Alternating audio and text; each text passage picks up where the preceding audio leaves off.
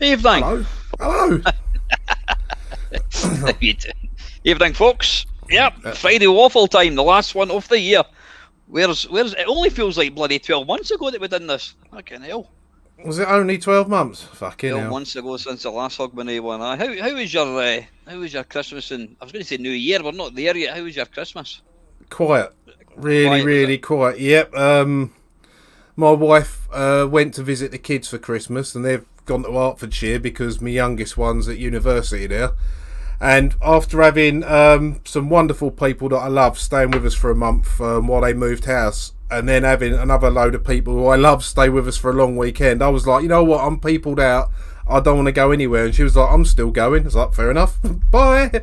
And I've been on my own since, well, I haven't been on my own. I had Sasamisa's come round, my mate Steve's come round. You know, I've been out for a meal with Steve and his wife, so it's not like I've been like completely excluded from life.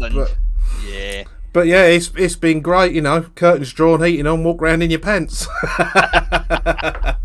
You actually been putting the heating on? Occasionally when it's got cold, but in this room, three screens and a 1070 graphics card, I'm warm enough. That's all you need. That's why I'm sitting here, because that fucking 50 bloody inch, not CRT, what do you call it, Archie? It's a plasma. Yeah, plasma. That gives off some bloody heat, honestly. Yeah, no, it's been good. I did a curry the other day. I finished that off about an hour before we started this. I've just been chilling out and getting stuff done, really. Yeah, what have you been doing with yourself? Well, I have played a lot of Late Night Elite. I've made a couple of videos. One I didn't want to have to make. The one for Archer McLean.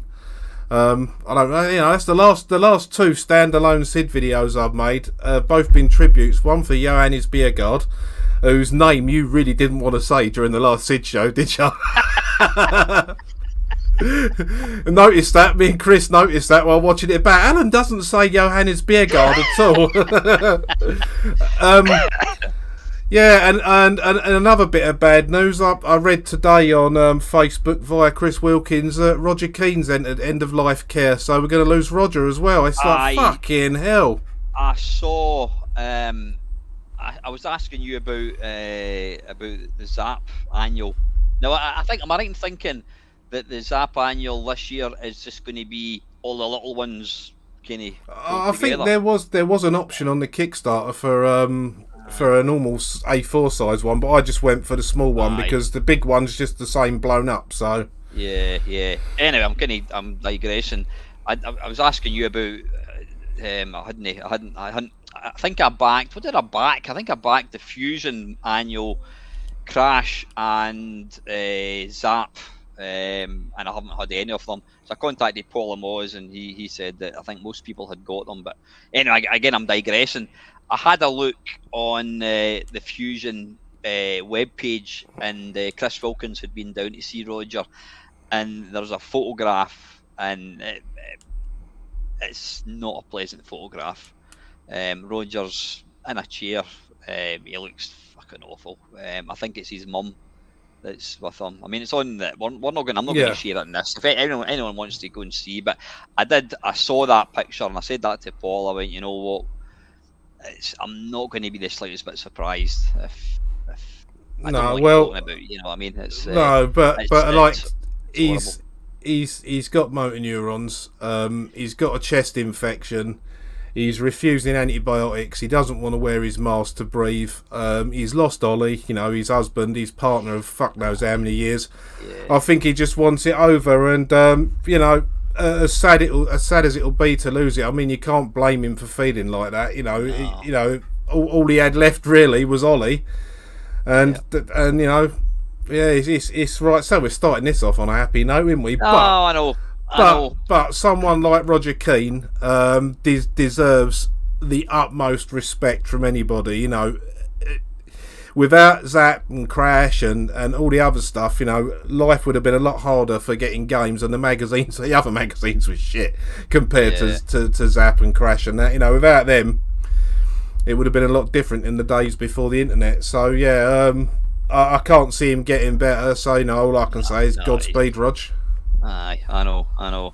funny. I was just thinking, my fucking my what the fuck do I call them? Remembering playlist is fucking starting to get a bit full. Honestly, I mean, who have we lost in the last couple of years? We lost obviously Ollie. We lost Ben Dalglish. There was bloody hell, Bob Wakelin. He did he go before or after Ben? I'm not sure. It was around the same sort of time. I mean, Yeah. believe it or not, this time next September or October, it'll be 5 years since we lost Ben. Jesus. No, Scary. that was about 2,000 years since we lost Jesus. And then, of course, there was bloody Sir Clive Sinclair. And then I was playing, what was I playing on my Steam Deck? I was playing Backlash. What's the name of the guy? I fucking completely forgot his name. Paul Wilkes. He died quite a long time ago as well. Yeah. Fuck, I'm turning into my granny. That's what my granny used to talk about, his death. But well, thing is, mate, we're in our 50s now. You know, we're getting to that point where the people who are slightly older than us are really fucking old now. So, aye, I know. You know what? I think. I mean, I was my first big group was the Specials. I love this. I love the Specials. I stole it. I was actually playing the vinyl today from Specials. I've seen them twice. That was the soundtrack to my teenage years, and I was absolutely fucking gutted when I heard that Terry Hall had died. Apparently, it was a very short illness. He got ill. They'd already booked a studio for January to lay down some new tracks, and then his wife phoned one of the other guys and says, "Look, he's not too well. We've had to send him into hospital."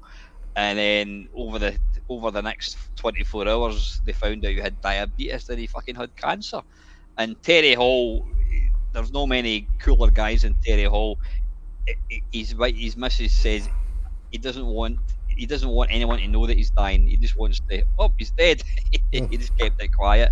And so that happened 2 weeks ago. And then I was on my phone, as you do in the morning. First thing you do, you go into Facebook, you go into Twitter, and somebody had posted a tweet by Rob Hubbard saying, and he was describing Archer. And I'm like, why am I reading a tweet when somebody's talking about somebody else? That only means one thing.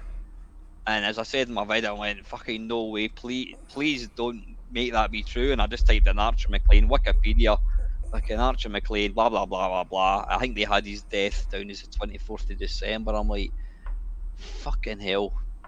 Yeah, I cheered up the entire Discord by posting that on Christmas Day. I hadn't noticed that. The thing, you know what? I mean, you can, like, Rogers obviously is seriously ill, and you can see the decline in him. Somebody who, I mean, Archer McLean doesn't really kind of get involved. I mean, the thing is, he was quite close to Chris Wilkins and Roger himself. But somebody like Archer, anytime you saw a picture of him, he was always a really kind of fit looking guy. But then cancer doesn't discriminate, does it? It just fuck it, like, I'm having you, you know. And when somebody 5 years from older than you dies of it, you're just like, fuck's sake. And that's why I'll just continue to do what I want, as and when I want. Because you know what, you might be was he 5 years older than you? Was he? He was 60. Aye. If it makes you feel better, that's 10 years older than me. But aye. Yeah, it's just, you know what, it's like fucking tossing a coin. I was like, right, number 16. Oh, it's fucking you. It's your turn. Oh, for fuck's sake. It's when your number gets pulled out the hat. But anyway, yeah, Merry Christmas, one and all. Obviously, I've got the fucking Grinch along for company tonight. Oh yeah. Yeah, LFC was asking, did you get anything nice for Christmas? I'll let you. Did you get any? Did Bren ask you what you wanted, or did you ask for anything in particular?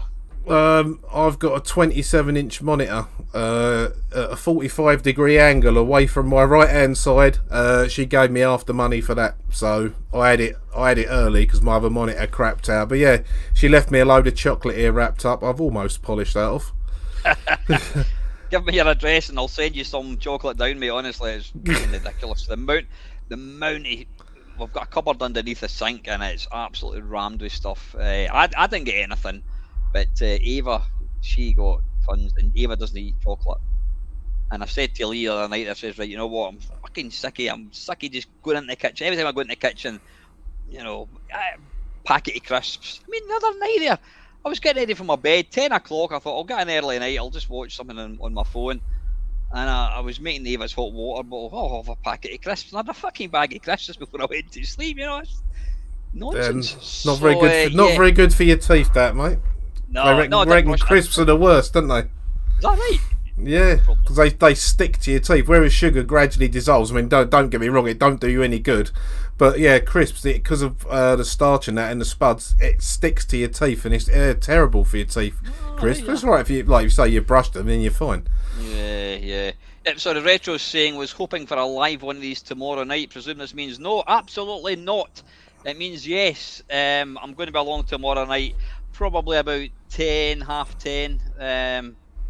For a live stream. I think Dell's going to be coming along. We've hopefully got a kind of gaming challenge planned. We'll see how that goes.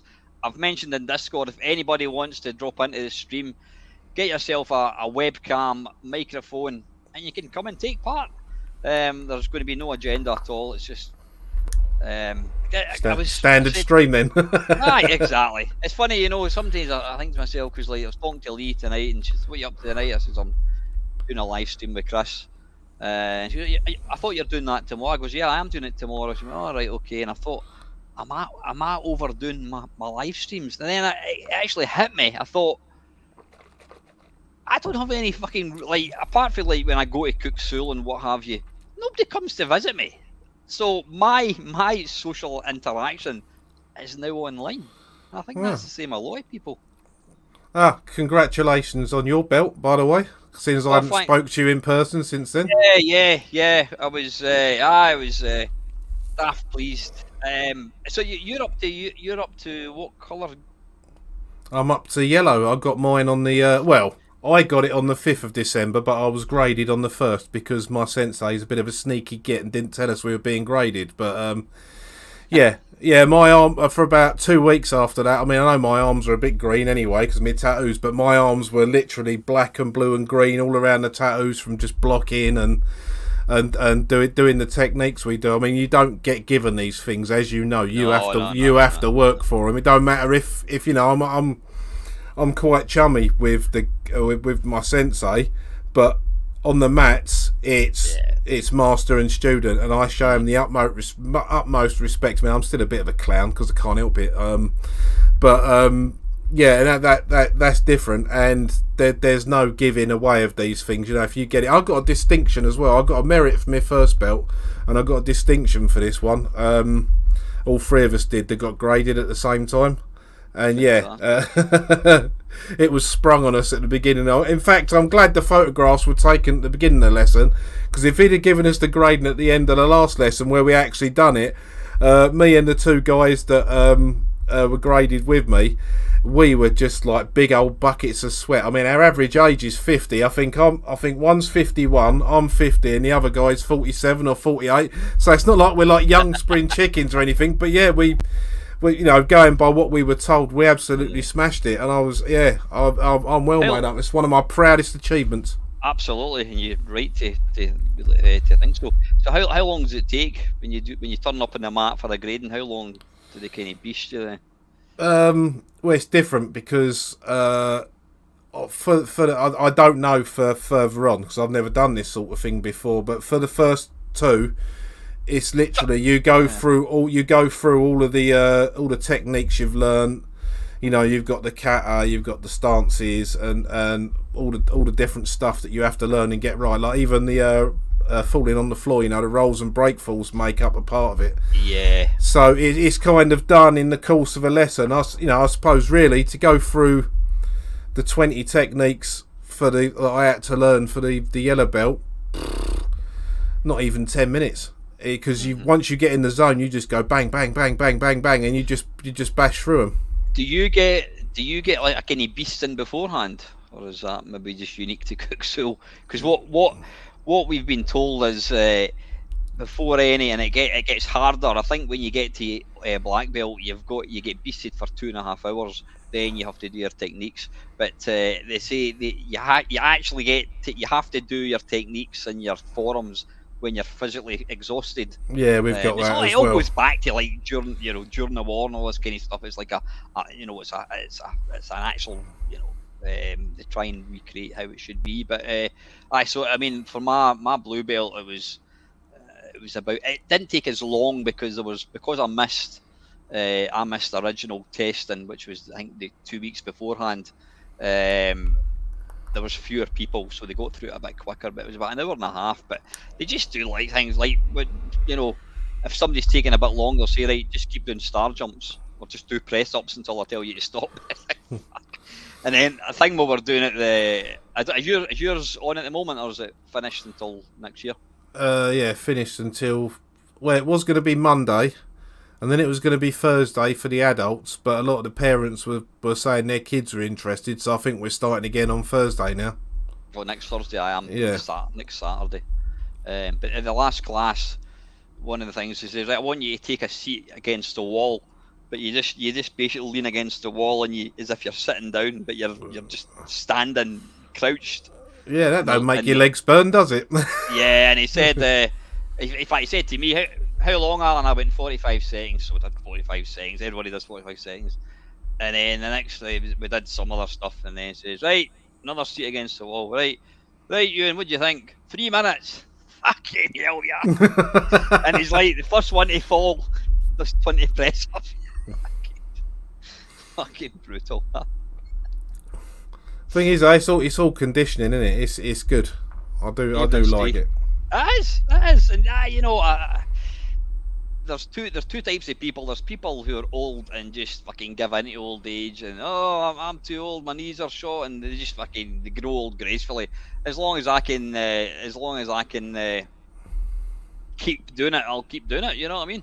Yeah, same here. And also, I don't want to be one of those pensioners that cows in fear. If someone breaks into my house, I want to fold them in half. Aye. I was daft proud. I know it's just a daft thing anyway, but we don't get taught how to break like wood. You do palm strikes and all this kind of stuff, but you don't get taught. You don't practice breaking wood. But when you go for your full belt, when you do your tab, like your yellow tab, you don't get the breaking a board. But when you go for your full tab, your full belt, you have to break a board. And obviously the thickness of the board goes up, the higher the belt. And I was sitting there. He says, "Right, that's you finished. Just got to break the boards." And Claire says, "Don't worry, Alan, if you can't break it, it's pretty thick." And it was about fucking that. I'm like, oh, for fuck's sake. And there's all these wee kids there breaking like bits of like balsa wood almost. And I'm like, you got to break that? Well, allegedly. I'm like, but one of the girls at my work, she's actually a 4th Dan Taekwondo. She was like a Scottish champion. And I was telling her, I says, I'll have to break a piece of wood. She says, top tip, don't aim for the wood, just go through it, just follow through, and it's about technique. And I did that, and it just like snapped. I'm like, wait. So satisfying moment. Aye. Yeah, we're taught to punch like that. When we do a punch, we're trained so we don't go fully extended. So there's always that extra 3 or 4 inches to push through with. And yeah, it's good training. Oh, I fucking love it, mate. I've gone from a couch potato. I've lost over a stone in weight. I can walk up how really it is round here. I can walk up the hill outside my house now without breaking a sweat. It's all good. So how often? What's your? So you start off as white, obviously. Yeah. By the way, folks, we will get on to some retro gaming talk shortly. So it's a white belt. What's the next? The one up for a white then? The first belt is red. Then it's yellow. Then it's then it's orange, and then it's green. And I've been told orange to green is the one where they absolutely knacker you out, and then you're relying on technique. And then I think it's it could be blue, purple, brown, black, something like that. That's the belts anyway. I think there's. It sounds like there's more. Yeah. In fact, I mean, there's fewer belts. There's white, yellow, blue, red, brown, and black. So there's quite a few.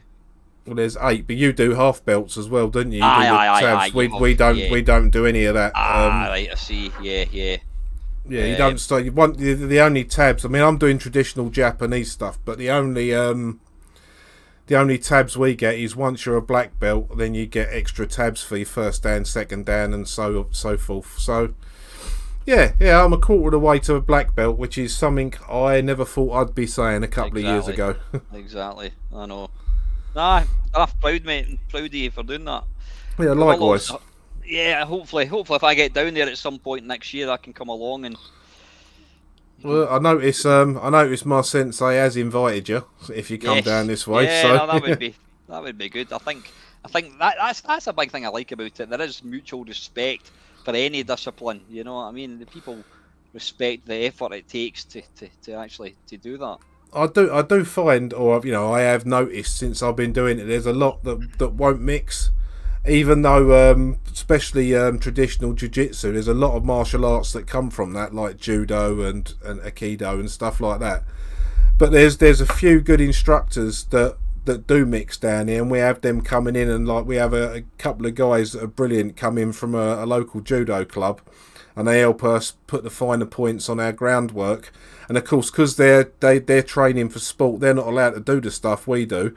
So of course, when we're in a hold, where they're just holding, that'll be the end of it, because we're putting hands under the nose and grabbing hold of lips and stuff like that, and then like, they find it really interesting to see what we do with their stuff and carry on with it. But it's it's great when they come in, because you've got that much more. And of course, although my sensei's a very knowledgeable chap, he will always say he's always willing to learn more. So then, obviously, he can learn stuff from them. They can learn stuff from him, and it's nice to have a group of people like that are willing to come in and train other clubs and that. Yeah, I love it.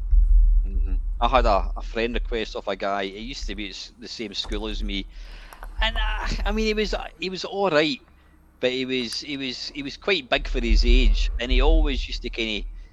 He didn't take I suppose he did take the piss out of me when I was at school, just because I was quite small in stature and all that. And then about 15 years ago, I was going out with this girl, and she knew him, and he came up to me in a nightclub, and he went, he says, I could huff Kim if I wanted to. Kim's got the hots for me, but I wouldn't do that, mate, because you're a mate. And I told her, and she went, aye, that's what he thinks. So in other words, he's a fucking fanny.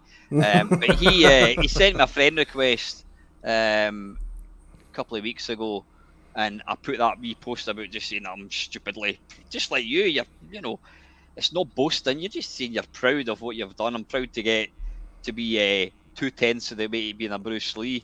And everybody put, well done, that's great, and that's awesome. I know he put was kicking kids with 2 like laughing things, and I thought, fucking delete, unfriend, fuck off. Yeah, you don't need people like that. Oh, fucking wanker. But then I noticed he's got, is it Krav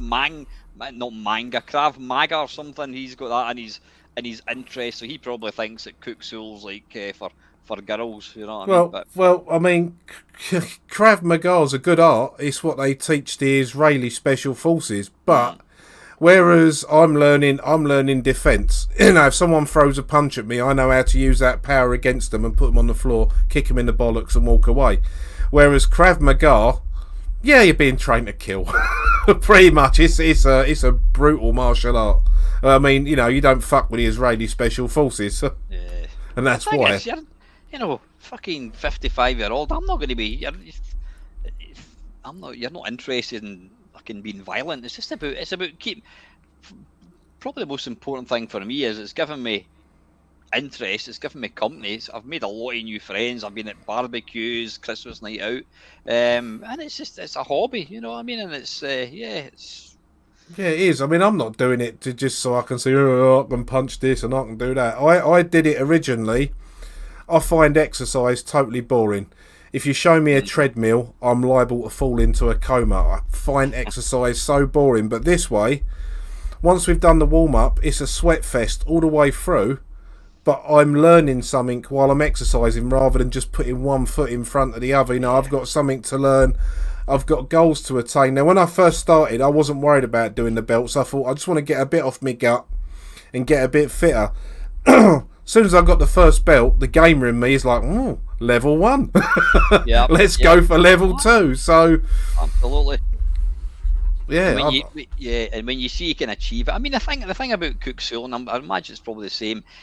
They're not looking for perfection. Absolutely not. They appreciate that it's a thing that you're learning. You're always learning constantly. It's about putting the effort in. It's about giving it a go.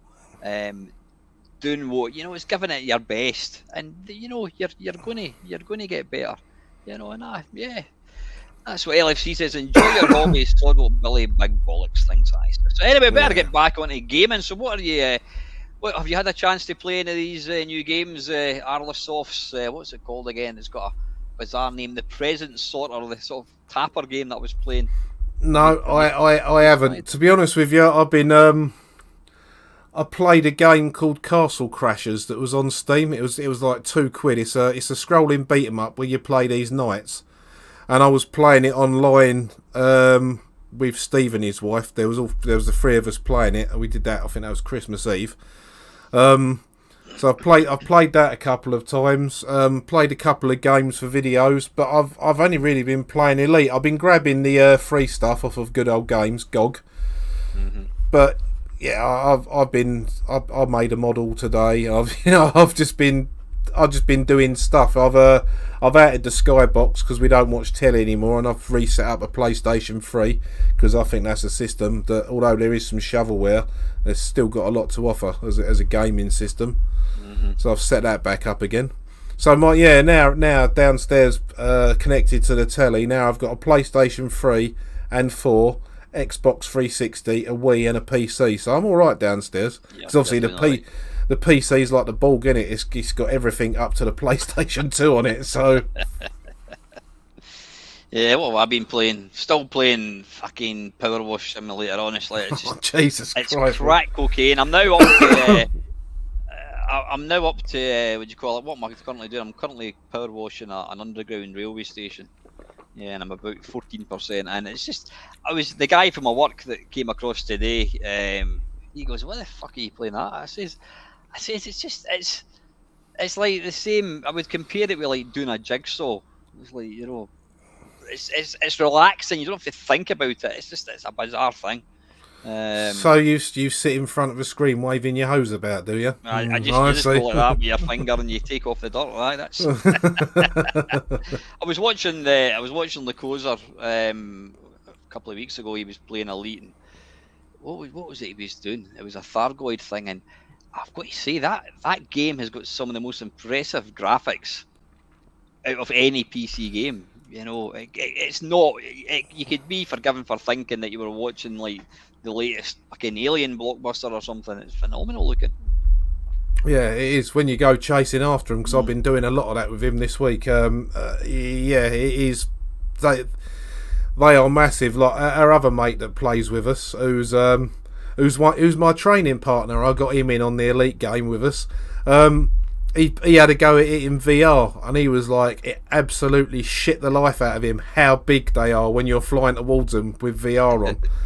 And I mean, I've told you before, VR don't really agree with me. It gives me travel sickness. But yeah, they look bad enough on 27 inches of monitor, let alone in VR. So is that what kind of like resolution is that? Is it like 4K? Nah, it's only a 1080. I think on a screen that small, 4K is a bit overkill. I mean, my telly downstairs, my 55, that's a 4K one. But I watch YouTube on that more than anything else. Nice. Good. So listen, if there's any questions or anything you want us guys to talk about, just put the wee comment down below. Who was I talking to? I don't know. You'll have to tell me. Was it not you? Was it you who was mentioning it? I can't fucking remember. Or was it Dell? I can't remember. Just in light of what we're talking about, Archer McLean cancer, I'm thinking we need to get another 12-hour marathon for next year. Would you be up for that? Do you think? Yeah, I reckon so, mate. Yeah, just need to try and get some people in. Who was I pinging off? Every now and again, I go into Facebook and I just type in fucking. I've messaged Eugene Evans of Imagine. I've messaged John Gibson of Imagine. And there's somebody else. Who else is it? Hugh Riley. Do you know who he is? Yeah. Nope. You don't know Hugh. You don't know who Hugh Riley is. Never heard of him. I probably have, but he done one of your favourite games. He was the quintessential. He was the Rob Hubbard. He was to graphics what Rob Hubbard was to music. He did all the Last Ninja graphics. All right, did he? I thought that was John Twiddy. So there you go. Shows what I know. Yeah, he did the original. I first got to know about Hugh Riley when what was the name of the thing? CompuNet was a thing. He used to do. I think he did the the Sentinel loading screen with the big eye. That was the Hugh Riley one. He was like the first guy that came to light. So I've messaged him as well. Not heard back, but yeah, I just think I don't know. I think we need to do something like that. Yeah, we can do as long as it's for a good cause, mate. I'll sit with you for 12 hours again. Try and it was Paul Amoz, that's what it was, yeah. And he says, I said, you're a trooper wanting to do a 12-hour China mine. And I says, listen, if there's enough money coming in, I'll fucking play that for 24 hours. I might give that one a miss. I'll be forever. I'll be forever swatting cat fanciers out of the chat. And perhaps we can get Parallax to work properly this time. Aye, so was that? Let me. In fact, I'm going to mention that in here. What's the name of that site again? Indie Retro News. Yeah, there we go. And if you go to what's it called again? Indie Retro News. Indie Retro News. That's a site that any new games that are coming out, they always kind of host it. Was on there yesterday, and there's a guy, a clever person or persons, I don't know if it's one or two people. They've pulled together a collection of CRT images, which I sent to Panther about 15 minutes ago. Let me just have a quick wee look. Let's move that over there. And it's bloody awesome. When I saw it, it's like this big collection of games. I thought I don't need that because I've got Game Base. But what? Well, in fact, let me just share the screen actually. I might have to get that Parallax ready, Al. We'll give that a go. Right, wait a minute. Present, share screen. Yeah, we'll do audio. Have you tried StreamYard recently? Not really since we've done the Sid show. I think I did. I can't remember if I did I did another video with Luke O's, but I can't remember if that was before or after the Sid show. Yeah, because they've kind of updated it. When you do share, you just used to get window or whatever it was, but now you've got window. There we go. No, we want to share the entire screen, so there we are. Right, yeah. So this is what you get for your money. It's about 540 height, 540 meg in size. You've got these are normally in the root directive. I have to put them into this. You've got cartridges, so there we go. You've got these are all. Can you read that? Is that a bit too small? Well, it's a bit small on my screen because I've got the comments next to it. But I know what's in it because I've got the.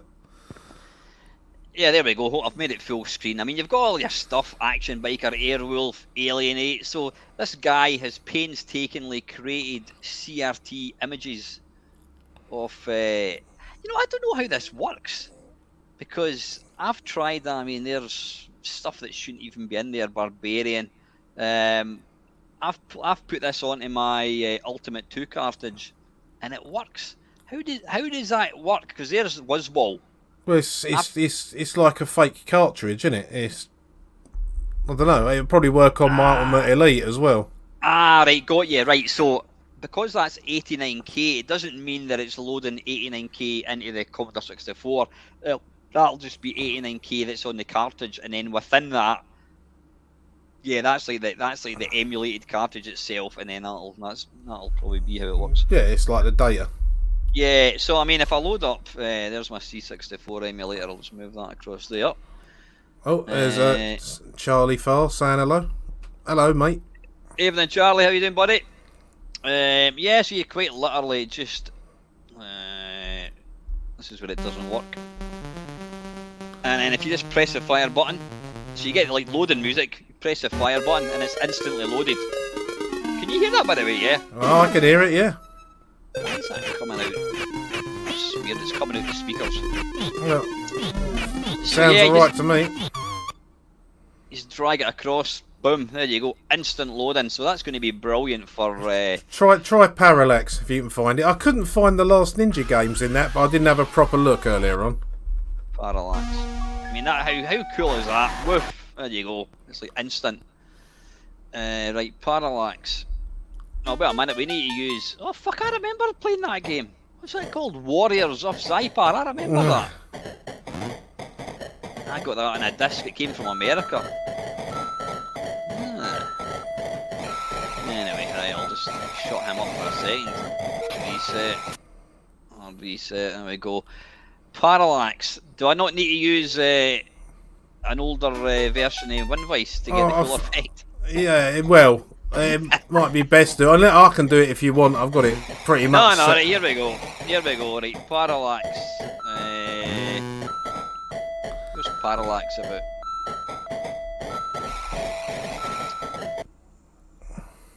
There it's here. Parallax. Right, just give it a second. It just takes a minute to get going.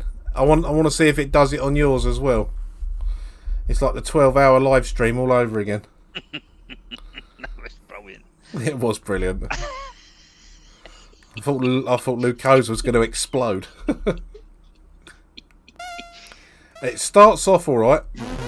No, you've started the game here, Wally. Why did they fucking touch it? Right, fucking hell! Right, wait a minute. Right, I didn't touch it. Right, I'll just reset it. Soft reset. You ain't got an auto fire on somewhere, have you? You know what? There's something niggling me because remember I was trying to play a Mega Drive game the other day there, and it was just automatically like selecting. Ah, wait a minute. Right, why is that set up as joystick 2? Right, I'm going to unplug my joystick because I'm not planning to play any game. Right, there we go. It's unplugged. Well, not quick enough, but yeah, that's right. There is something afoot. Because I don't have a joystick. See when you plug, right, when I have that plugged in, you can't even fucking see it because hang on. If I've got that plugged into my computer, yeah, that wee section, the top left, will light up because it's joystick 1. But when I had it plugged in there, it was shown as joystick 2. But I don't have a fucking joystick plugged in, so how is it shown as joystick 2? I don't understand. Unless there's something in the settings, I don't know, mate. It's like something is emulating the fire button. That's bloody bizarre. Fuck, here we go again. I always end up getting something. Wait a minute, Joyce. Oh, key set. I wonder if I can tick that maybe. Right, I'll try again. Reset. See, not that. That's emulating a button press. Because you'll notice as soon as that's weird. Right, I'm going to try a different. Yeah, try 2.4 if you got it knocking about. Yeah, that's bloody annoying me. Why is that doing that? Settings, input, joystick. Well, you can see there, controller Xbox. So I don't even have it plugged in, so that's disconnected. It's just starting the game. Right, let's. Let me find. By the way, folks, there's absolutely no agenda for tonight. So if there's any bollocks you want to hear our thoughts on, then just not actual bollocks, by the way. Ask away. Right, where are we? 18. But yeah, this pack is definitely worth getting. I'll let you see a few other things in it in a second. Right, what I want to do is I want to go What version is it, mate? 2.4. 2.4 was the one I was using. What's the difference between 2.4 SC? Oh, that's right. We'll go for the 60. Is it 64-bit one? Yeah. Right. There we go. Right, that's that. Now we'll try and drag. Now you said that might not work. If it just goes yellow, yeah. No, you need to go into File and attach cartridge image. Attach cartridge image. And then go and find it. There we go. Yeah. All right. Cartridges 2B. There's something weird that's somehow emulating a joystick that's not even plugged in. Well, that seems better. Now, if you press space to get past that. Yeah, go into 2 ticks. I'm just hang on. Output device. I'm going to output that to the. That is quite loud. Now I can't hear it. You can't hear that now? No. That you're picking it up over the headphones. Why is that? Because I did share the sound. Fuck, right, listen, I'll just do it back to the way I had it. And turn it down a bit while you're there. There we go. Right, can you hear that? Yeah. You're just basically hearing that through the speakers. Right, space. Right, now hopefully it'll play a bit and you hear what happens here. It takes half a minute, but it's worth. Well, I think it's worth it. It made me laugh anyway. Was this exactly what happened in the live stream? Was it? No, but you know it all went weird and out of tune. Just bear with it. As long as your one does it. If not, we'll be playing this again from my screen.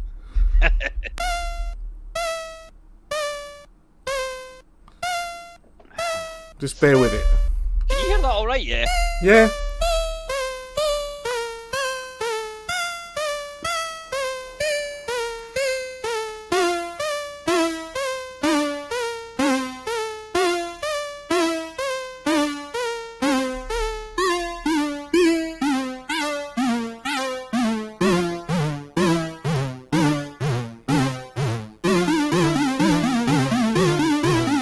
Yours seems to be working all right. Oh, that seems all right just now, yeah.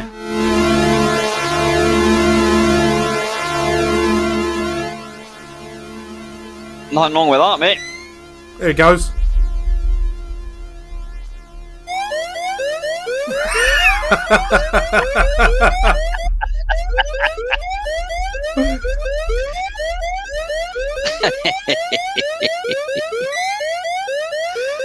Yeah, that sounds a bit screwed, I think.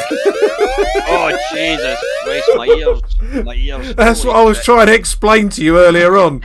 It was like the live stream all over again. That's what it made me think of. Anyway, carry on with your show and tell, mate. Yeah. See, I couldn't find any Last Ninja games in that pack, but I haven't looked properly yet. Right, maybe a minute. Right, I'm just going to close that down again. Last Ninja.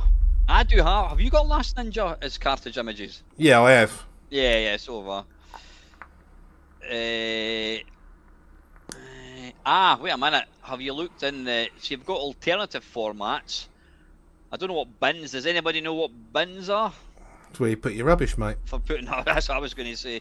Don't know what that is. You've got bin files. So these are all part of the thing. Magic Desk. Don't know what that is. Bin files again. I don't know. I was only looking at the CRTs and the PRGs. They're disc images larger with extras. I don't know what they are. You've got Easy Flash. Now, have you ever loaded these before? Yeah. No, I had a chance yet, mate. They're actually really good. If you drag it across, there you go. You've got all these games in one cartridge. Ah, right, gotcha. Yep. And you can see there the blue bar. I mean, you've got probably about 30 games, and they do work. So it just means that if you've got an Ultimate 2 cartridge, you just have to press reset. The only problem with these is you don't really know what's on them until you load them. But yes, Dave, it is the one load collection, mate. Yeah. So there you go. Really good. And then you've also got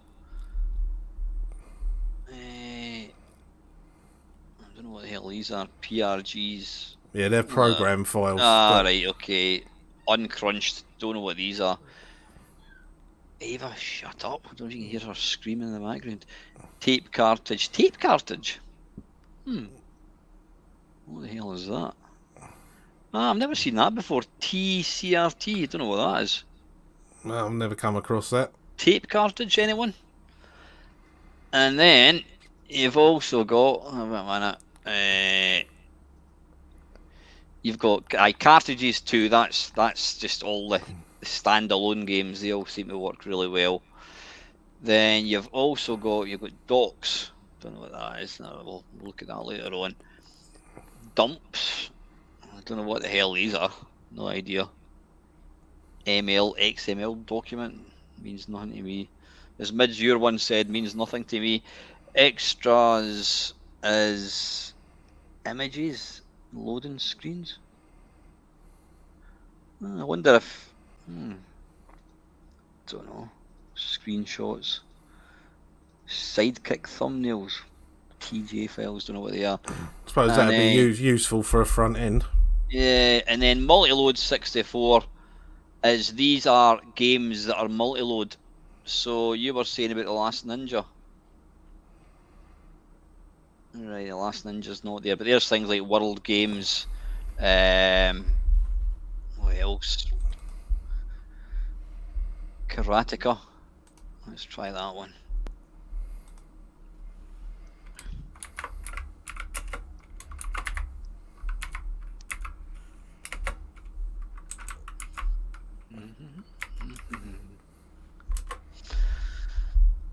There we go. That's certainly quicker than the tape. It took about half an hour to load the bloody tape. And then you step backwards, fall off the cliff, and then you have to reload the whole sodden game again. So no, definitely worthwhile. It's, what's it called again? There we go. There's one load C64, isn't it? Yeah, and you'll get it on that. What's the website, Chris? Indie Retro News. It's not them that have made it, but yeah. But you'll find that there. So how's the channel going, mate? Well, 2 people weren't keen on the Archer McLean video because I lost 2 subscribers, but you know. Say that again. I said I've lost 2 subscribers since I did that. So. Well, have you put up an Archer McLean video? Yeah, I did. I put it up yesterday, I think it was. Oh, did you? I haven't seen that. I'll need to watch that. It's 10 minutes long. It's just as is the norm on my channel for that sort of thing. Yeah, I don't know. The thing is, subscribers do go up and down, mate. I can't imagine they would. Yeah, I know. Because of that, you know what I mean? I was taking the piss. It's sitting at 635, I think now. You know, I'm happy with that. I don't do it for the subscribers, so. Nah, same as myself. If I can get to 4,000, I mean, as I've said before, I think this kind of hobby that we're into, there seems to be a kind of ceiling of about, I don't know, you get to about 3,000 and it just seems to grind to a halt. You maybe pick up 1 or 2, but you know, it's not about bloody subscribers. It's about just the interaction. It's about the whole kind of journey into actually putting stuff together and the friendships. I think. I mean, it'll top out at about 25,000 if you got a nice cleavage. I'm not wrong now, am I? Let's be honest. I noticed she's not put out any videos for about 6 months. I wasn't meaning one individual there. I meant because there's so few women that stream this sort of stuff. Yeah. As soon as someone does, the subscribers flock to them. I mean, I don't. If I want to see a woman, I live with one, or if or I can Google tits. You know what I mean? I don't have to sort of like sit there and pay a Patreon and hope for the best. But yeah, they do. That's the thing. There's not a lot of people, not a lot of women that do this sort of thing. So, and there's a lot of lonely blokes apparently. Oh, a couple of nice tits tonight. I mean, what the hell? So what? Yeah. Where do you? I was talking to Lone Boys post when we did the Christmas Eve one. What do you think? Has there been any highs or lows or any news in the last sort of 12 months? You think regarding games? Where do you think the hobby is going to go? Do you think it's going to get bigger? Is the bubble going to burst with stuff? What do you think?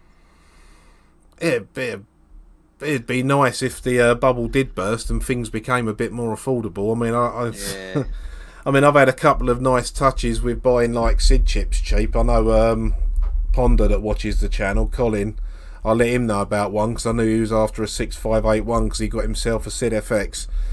But you know, trying to find them at a reasonable price. I mean, I've got one of the R4AR 6581s. And I think I paid about 30 something quid for it. They normally go for 75 quid. And I thought it's because they only made them for about a year. They didn't. They made them for 6 years. I've got no idea why they're as expensive as they are. But there you go. Yeah, What was be that? nice. Sorry, what was 75 quid? Sid chip 6581 R4AR. Just for a Sid chip, 75 quid. Jesus. They normally go for. I think I normally pay about 33, 34 quid for a 6581. I've got the one that I use to record from, and then I've got another 15 or 16 Commodore 64s. Plus, I think I've got 5 or 6 spare chips that I've sort of collected and bought over the years. So I'll be all right for a while. Mm-hmm. It's funny how when a computer stopped working, people would just sell it for parts, and you'd get virtually bugger all for it. I take it like things like that on eBay are they becoming harder to get? I presume. Well, there always seems to be stuff on there. I mean, if you want to make a lot of money off a Commodore 64, you know, split it into parts. You can sell the case for 20 quid, the keyboard for 25 quid, the SID chip for 35 quid, the VIC chip for 20 quid, the CIAs are like 10 or 15 quid each. Yeah, you can. That's why people do it. I think they're scum because, you know, if you've got a machine that works, and then them same people will sell a Commodore 64 motherboard. Read the description. When you read the description, apart from the RAM, there's no chips on it because they've sold them all separately to make a load of money. It's a good business model, but I think it's a bit scummy because they've basically got a working machine and made it not work anymore. Aye, just to enhance the money or to maximise their kind of income. Yeah, I mean, none of my I bought an empty case off my mate to make my Ultimate 64, but all the bit where the joysticks go in, like the faceplate in there. Well, my brother-in-law 3D printed me one of them that I found online. So I've done it that way around. You know, no 64s were harmed in the making. You know, the 64 that was in this case was long gone. You know, it was like a non-savable thing, so the case had been put by. But yeah, no, I don't like that with any of the old computers, be it Spectrums, Amstrads, or whatever. Just parting them out is a sad way to end a computer's life. You know, Aye. I know that's how we build modern computers these days. We buy them in parts, but that's not how it used to be. Yeah, I totally agree. Talking about like madness of prices and what have you. I saw, was it yesterday?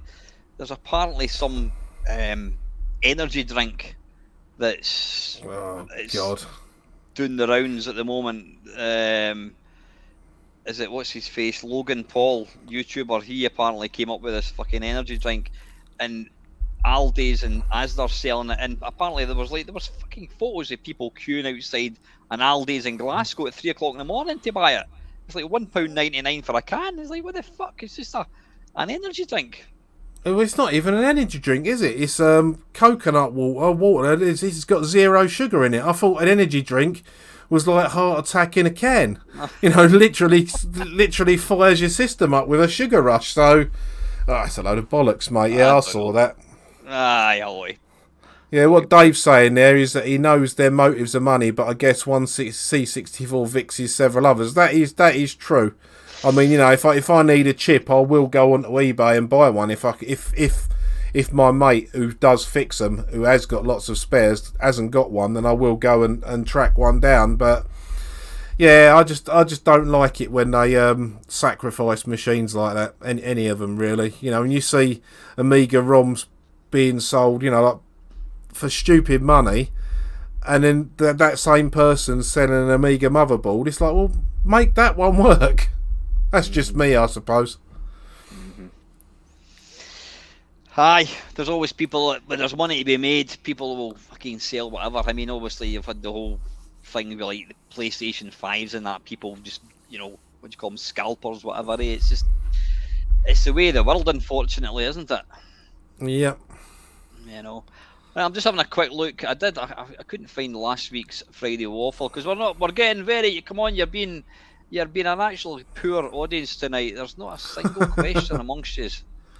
In fact, someone did ask what we got for Christmas. I think it was LFC earlier on. So, what did we answer that? Oh yeah, sorry, I didn't actually answer. Hey, what did you get again? Did you tell us? I can't remember. I got chocolate. The other thing I got a T-shirt from my youngest that's got Optimus Prime, He-Man, the Turtles, the real Ghostbusters, Danger Mouse, and all that as a picture on the front. A proper retro 80s T-shirt. Nice. What did I get? I got a Al's Gaming Room metal thing to put on my door from Ava. I got that.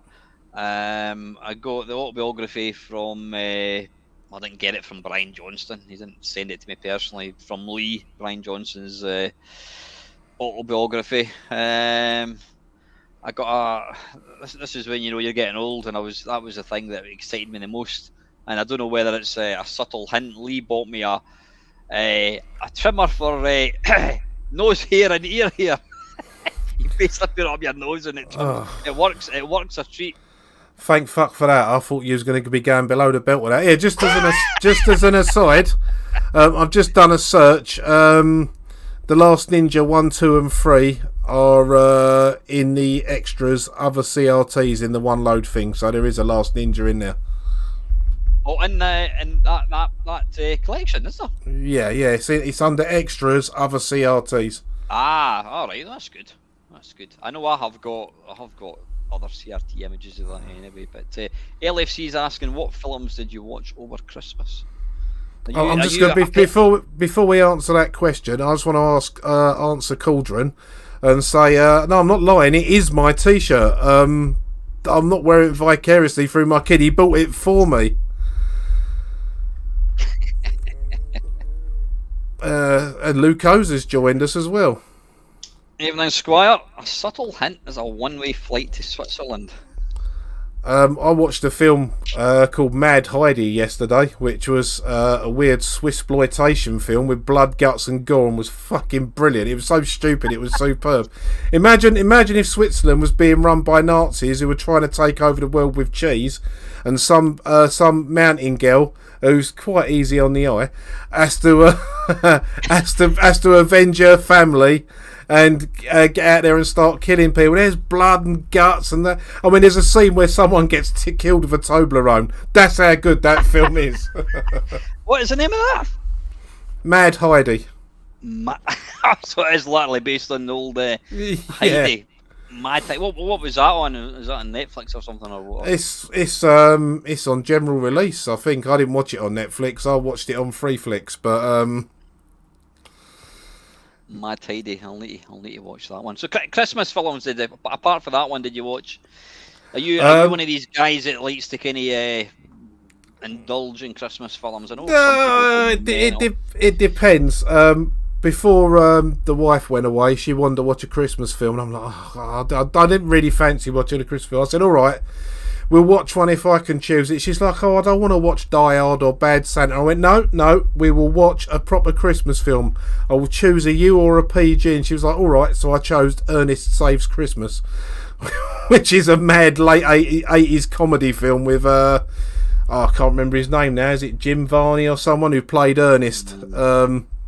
Which is a totally stupid American film, but I enjoyed it. But yeah, I didn't really watch any Christmas films.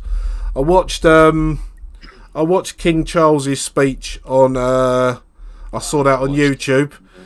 Well, I was saying this to Lucosa the other day. I'm neither for or against the royal family. They are what they are. But I've never had a new monarch doing a Christmas sort of message before, so I thought I'd watch it and see how Charlie got on, and I think he done a bloody good job. I never watched it. No, well, you'll still worship Mary Queen of Scots up there, don't you? And we cut her fucking head off. Have that. Yeah, I'm the same. I mean, I quite like, I quite like the Queen. I mean, because she seems like a nice person. At the end of the day, she did. I know she had a quite privileged life, but she was very much under control. She went where she was told to go. It's all the other fucking hangers on that I can't stand. Fucking Prince Andrew, he's an absolute twat. Or as cunt in the gang calls him, a sweaty nonce. Apparently so, yeah. I was watching a YouTube video, and it was like a private detective, and he was in charge of like security, anyone coming and going in Buckingham Palace. Anyone that tried to get in, they'd have to kind of go through him. They'd have to kind of be in a register or whatever. And he was there when, I think it was from like 2006 to 2018, and he said that Prince Andrew was an absolute cunt. He says he's just a thoroughly unpleasant individual. And by all accounts, allegedly, to cover our arses, he probably should be on a register. Yeah. I'll tell you what I did watch then, seeing as you're on about Christmas stuff. The Christmas thing I did watch, I normally, every year, I follow Ashens and Nerdcube doing their Advent calendars. Like their Advent calendar was. Yeah. And I watched this year's one, and I thought, I've seen the last few years. How many they've done? I looked back, and there was another 4 years worth. So I sat there, I think Christmas Day, Boxing Day, and the day after, I watched just Ashens and Nerdcube opening up Advent calendars with shit gifts in, and just laughing at them. Is that what they actually do? They have like one a day or something. Is that what they do? They have normally like this year they made each other an Advent calendar. Nerdcube made this great thing the size of a wall with these massive doors in. I mean, one of them had like 100 CDs in or something that he'd got for £1. And Ashens had made him one, like, you can buy like a do-it-yourself Advent calendar, and he'd put the gifts in himself. But other years they've like bought them in, and they've got like 2, and they're opening them up and just seeing what's in them and whether they're worth the money. And they have a competition to see who gets like the best, and they have like a forfeit calendar. Like one year, the forfeit calendar was a cheese calendar, and I had to open it up and try all these different sorts of cheese. And I think Nerdcube's a vegan, so he can't eat cheese, but he fucking did. He did it still anyway. So yeah, fair play to him. I do like Stuart Ashens. He's so fucking dry. He cracks me up. And even though he's got millions of viewers, and he's got Patreon and he's got adverts and that, it's never in your face. How often do you hear Stuart Ashens say, "Oh, please subscribe, ring the bell"? Fucking never, because he just gets on and does it. And I've got a lot of time for Stuart. I don't know him, but he does. He does seem entertaining, absolutely. What was I watching? I was watching one of his videos, and I don't know how you'd actually do that, but he bought stuff that had been returned to like shops, and I think he bought them all like £1 each, and I think everything bar 2 items didn't work. Did work. Yeah, there was like a Bluetooth speaker and headphones and what else? Yeah, it was Amazon Returns, weren't it? He bought. Yeah, I've seen that. I don't know how you actually go about doing that. I love it when he buys like old collectible toys, and he'll hold it up in the packet, and he'll say, "This is a such and such from Star Wars from 1978," and obviously, because it's worth so much money, I can't actually open this up. Yes, I can. I'm Ashens, and he just trashes it and gets it out of the packet, instantly destroying his value, and he does not give a fuck. And that's why I like his channel, because you never know what he's gonna do. I mean, I've seen him try like fucking 104-year-old beer and nearly chuck up on his channel. It's mad, fucking mad. I'm just looking at not last week's Waffle, the week before. I don't think I've answered them. No, there's not a question there. Right, Ian Hunter was asking, "Hi Alan, a Waffle question for you. Have you ever attempted to play your favourite Sid tune on the guitar? If not, which one would you like to master? Merry Christmas to you and your family." I own a guitar. Can I play it? Hell no. I own 2 guitars. I can sort of. Can you play them? I can play bits. I know most of the basic chords, but I tend to get sort of cramp in my fingers on the fretboard, so I can't play for too long. But yeah, I can strum a tune together. I don't know about trying to play a Sid tune. I mean, I know Ben Dalglish famously said when the Fast Loaders done Ninja Musicology that these tunes were never supposed to be played by human fingers, and these bastards come along and prove me wrong. I don't know, what would I play? I mean, you know me, I'd want to play the lead middle part from the last Ninja Wastelands, I suppose, if I could learn it. At least that's doable. I mean, it's Wanting to Run. Has that ever been done in guitar? Yeah, Fast Loaders did a version of that. It's unbelievable, the solo.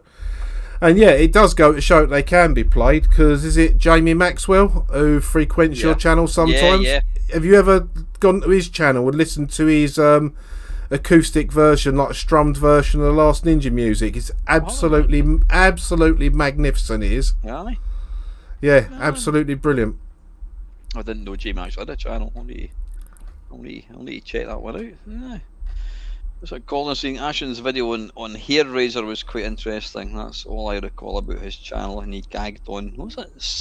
Surstrumming.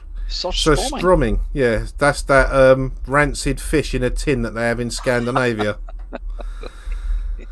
That if you open it on an aeroplane, you get done on terrorist charges, apparently, because the stink just makes people want to hurl. You're supposed to open it in a sink. Apparently, it's really tasty, but I don't know what I'd say it stinks like. But every time I've seen someone open it, they all start gagging and frothing at the mouth and like. Never heard of that. Evening, Colin. Not sure how long I'll be about to get on a train that goes through poor connectivity. Anyway. Has there ever been like things that you always thought, I want to do that before I die, like learn an instrument, learn a foreign language? I don't mean go to like New York or something.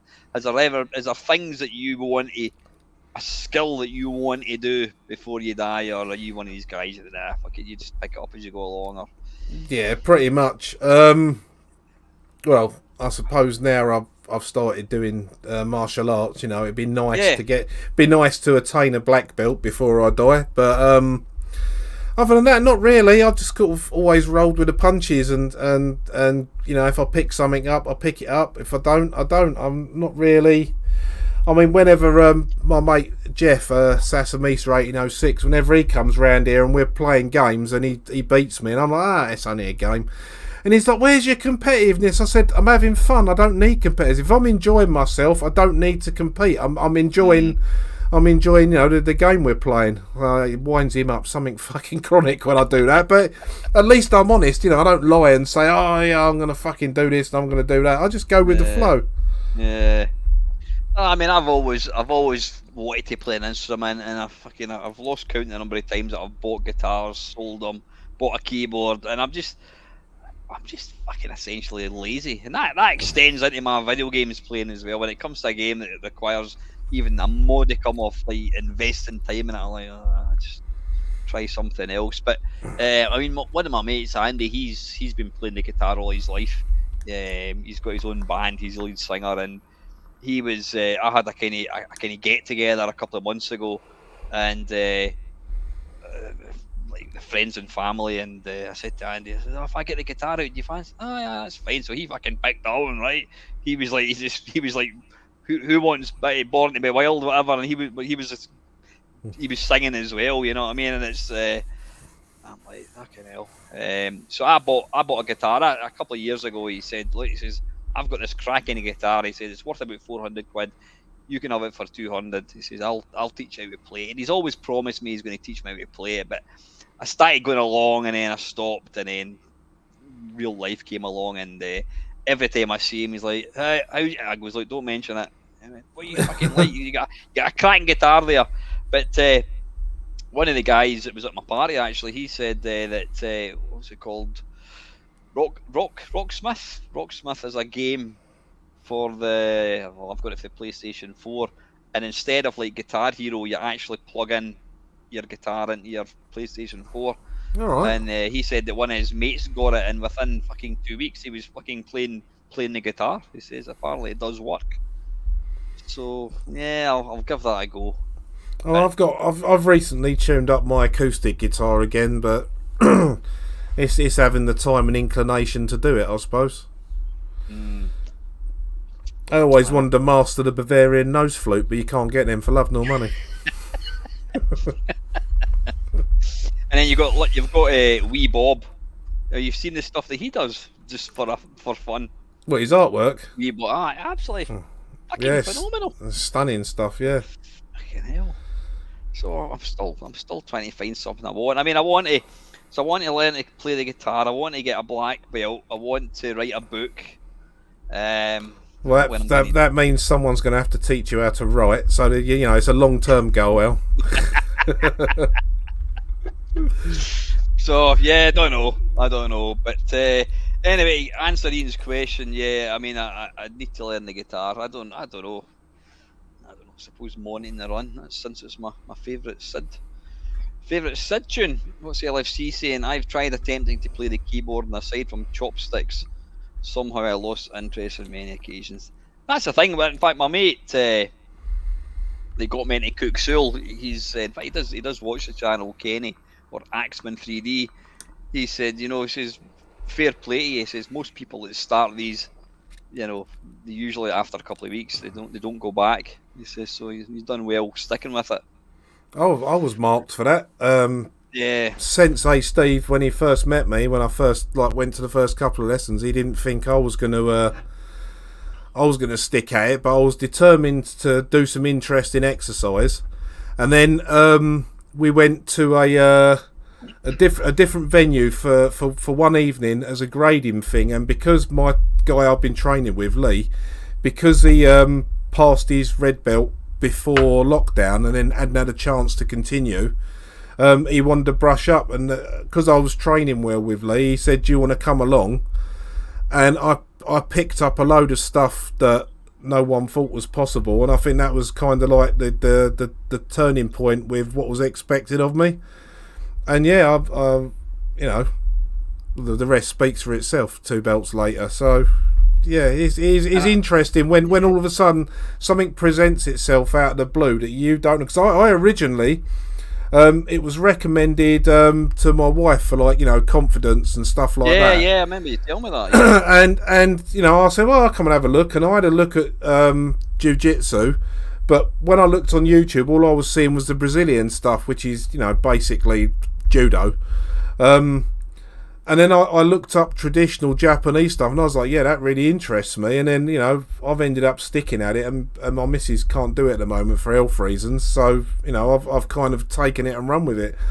But yeah, I wouldn't, I'm missing it. I'm glad we're going back a week earlier than I thought we was going to. I never thought I'd be saying that about exercise, I can tell you.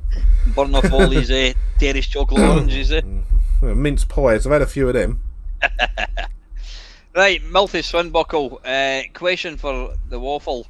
I'm not big on collecting. Because of the size of the place I live, I'm quite happy to throw away a lot of the bigger stuff and replace it with the smaller and more modern compact stuff. Emulators to get rid of those thousands of games, blah blah blah blah blah.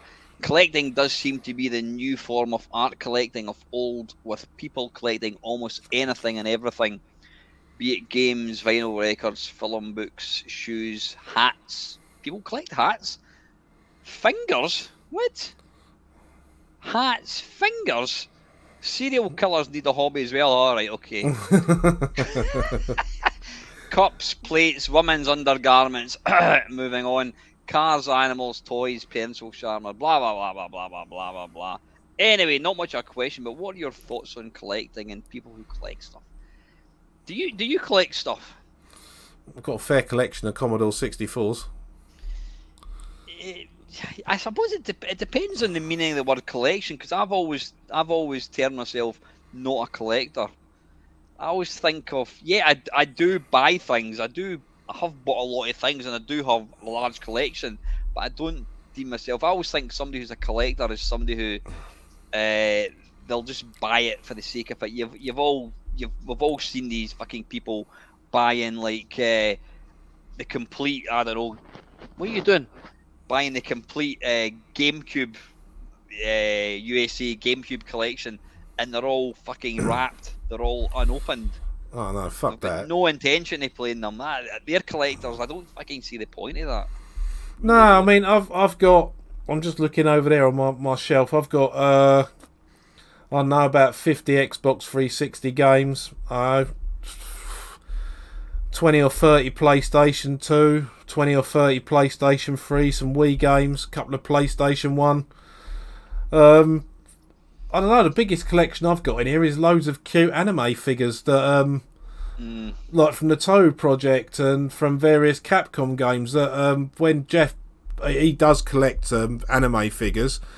When he gets them from Japan, sometimes he'll buy a job lot 'cause there's one figure he can't find anywhere else, and it'll come in a job lot, and he tends to give me the doubles because he can't be bothered with the hassle of resale. I mean, I really appreciate it, and I've got quite a collection. But the only thing I've bought myself lately, he's on my desk here, is my favourite character from Street Fighter.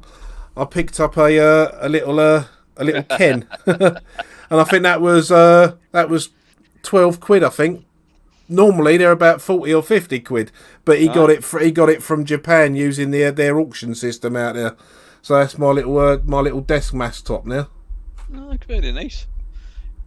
Like I said, I don't tear myself a collector because I mean I've got a shitload of games. I mean I don't know how many. I've got a lot of games, but I never use them. You know, I would gladly, if somebody came along and offered me, you know, £1,000 for them all, I say take them away. As long as I can play the games, I'm quite happy.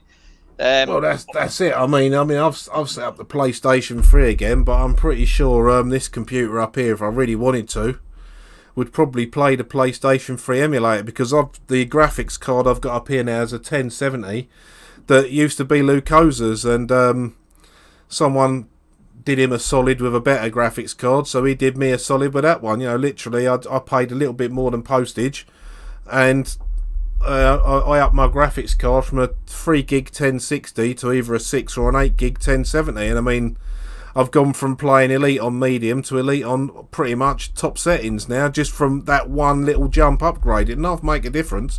Yeah. So that's why I've stuck with a 1080 screen, because you know I don't have to go and spend 700 or 800 quid on a graphics card just to play one game. The one I got from Chris does the absolute fucking business. I mean, I've only got a little Ryzen 3 up here, little 4 gigahertz one. Does all right. It takes a while to render video, but I can leave that going overnight. It don't matter. But it plays the games just lovely. Mm-hmm. Yeah, nice. What with other graphics card? Have you put that in a computer or what?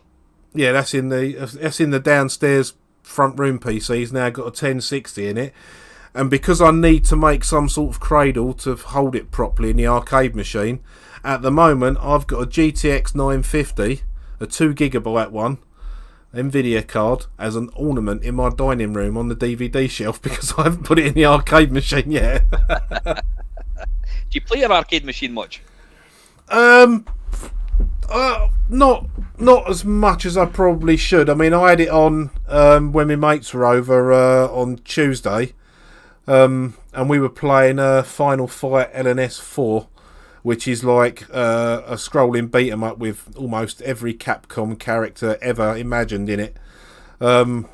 So you can scroll. It's like playing the game Final Fight, except it's a more of a widescreen aspect ratio. But you can play Chun-Li, Ken from Street Fighter. You can play Jill Valentine. It's a free download. Oh right, yeah. It's fucking hard. Even if you imagine arcade difficulty, that's the easy level. And the only thing that's easy about it is you get 10 credits and the bosses have got less health. Normal, you get 1 credit. And there's one called, I think Jeff's completed it, called Masu Hard, which is like, there's 2 of every boss, and they've got these enormous fucking energy bars that take forever. It's impossible. To be honest with you, I don't really like the game. I think it's really well put together, and you know the way they've done the sound and they've used it. There's even one of Jeff was telling me one of the tunes on one of the levels is the Amiga music from Final Fight, which was an awful game on the Amiga, but the music's good. So they've got music and graphics from all these different games and put it into one. It's really, really well made, but I find it so infuriatingly fucking hard that I get the hump with it. I managed one playthrough and I didn't use. I think I made it to the end, and I still had sort of like a couple of lives left on my last credit. But normally I crap out way before then. But yeah, it's very good. It's very difficult. I'm going to be featuring it in a video soon that I'm making. So if no one knows about it, they'll be able to see that. But yeah, it's fucking really fucking hard. You'll hear me moaning about it in the video, I'm sure.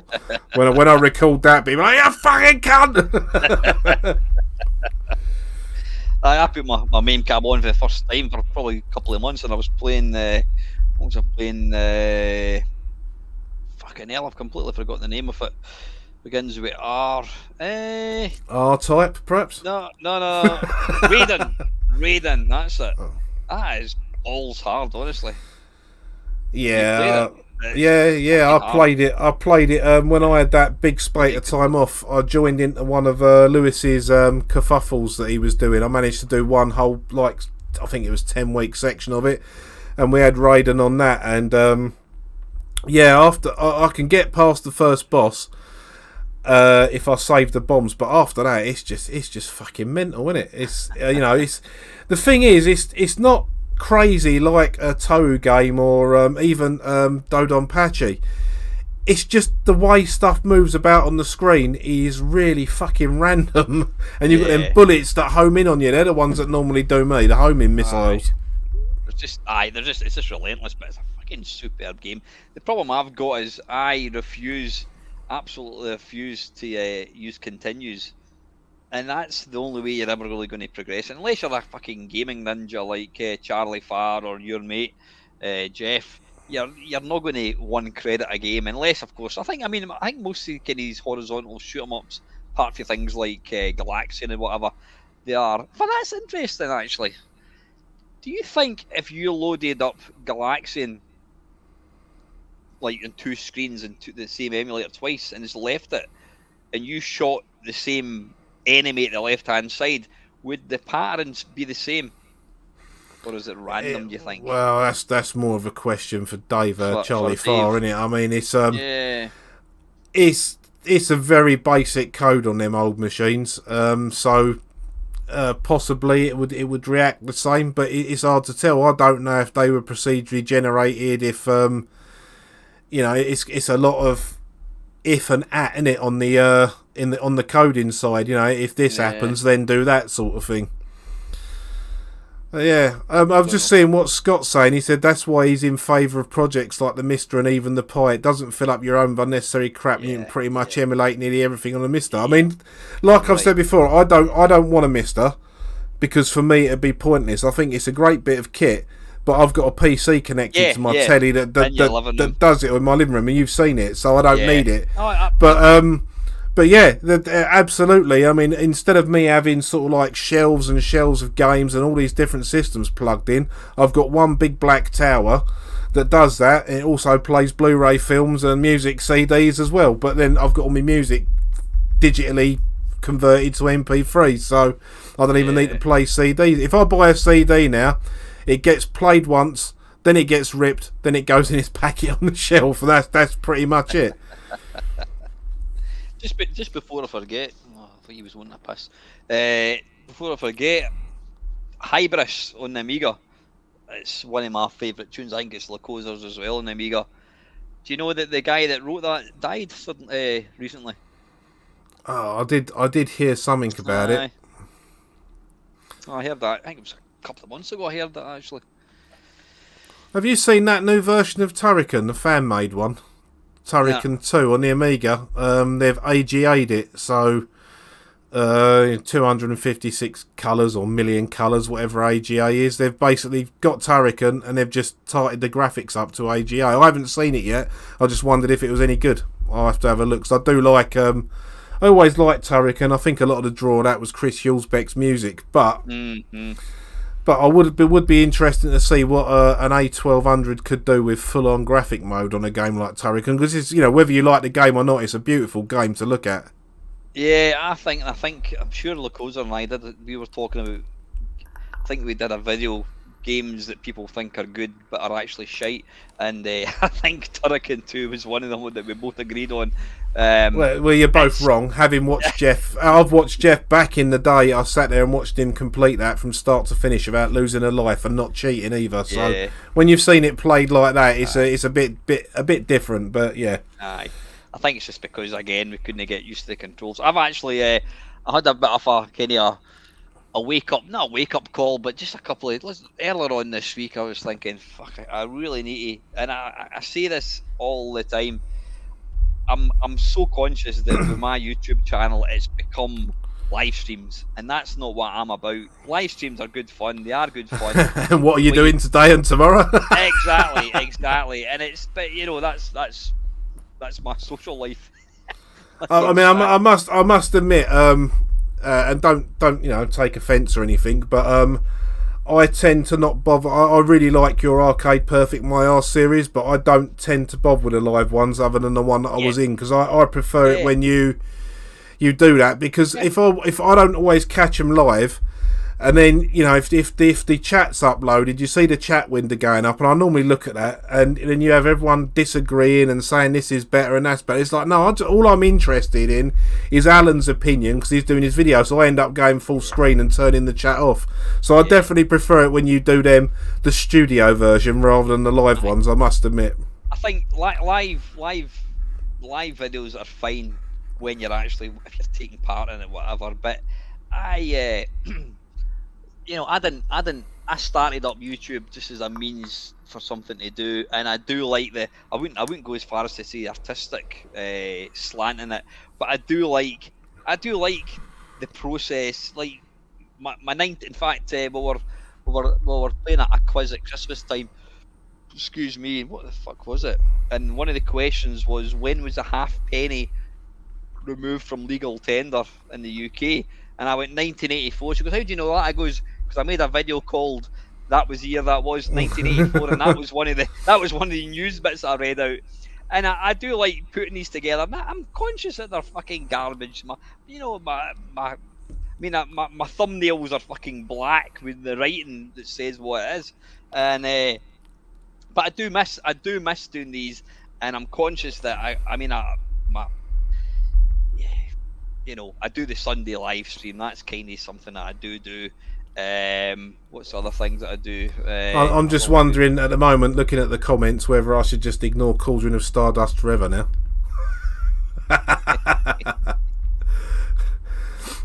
Oh, really, Vandermark? You did Hybris died of COVID? No, it's his comment after that saying I couldn't care less. It's not a case of that. I do like I do like the chat on the Sunday streams when I can make it to sit and watch them and do the moderation for you and that. But it's not. I don't think a live Sid show would work, because you'd have too many people asking for too many things, and the sound reproduction on StreamYard, you know that from making the videos, it kills it. It's garbage, because what was I doing? I did last Sunday, my live stream last Sunday, and I thought, fuck it, I'm going to play Concrete Jungle with the specials, just to kind of play it out, and I put a picture of Terry Hall up, and I played it, and the comments are going, oh, the sound's shit, and it sounded perfect for me. And then when I finished the video, I listened to it back, and the StreamYard, you know, reproduction of it's crap. That's why I've always put recordings over the top for the Sid show. I mean, that last Sid show we done, I think it's 3 hours and 20 something minutes. 25 minutes or something. Yeah. It took me to render that completely. If you take I rendered each song. I had to record a few of them. Most of them, all of yours, I had recorded already, because I've already done all of Rob Hubbard's. I did every bit that's got a little graphic equalizer that goes up and down the bottom. Each one of them is a separate video that I make first, and then I have to move us about in the chat. So I've got us where we want us. And the last render for that video, for the final version that I uploaded to YouTube, even though there's still a fuck up in it, one of the pictures doesn't fade out quick enough, I noticed after uploading it. 18 and a half hours it took to render that video. Fucking hell. Yeah. Have you got a computer that you specifically use for rendering? No, I use this one that talking on at the moment. But like I say, I started it off before I went to bed. I knew it was going to take ages. Because the software I use can sometimes crash using NVIDIA cards, and I haven't bothered updating yet in case all my templates stop working that I've got for all my different videos. So I've turned off graphics card support. If I'd left that on, it would have taken 5 or 6 hours tops. But I just normally start it off before I go to bed, and then it's done when it's done. And, you know, fortunately I've got a Chromebook. I've got another computer in the bedroom. I've got the computer in the front room. And I've got my arcade machine. Now I've got my phone. I'm not spoilt for outlets or anything like that. But yeah, it just means this one's tied up for a while. But you know, for me, I mean, it always seems to get a good sort of response to Sid show. So to me, it's worth it.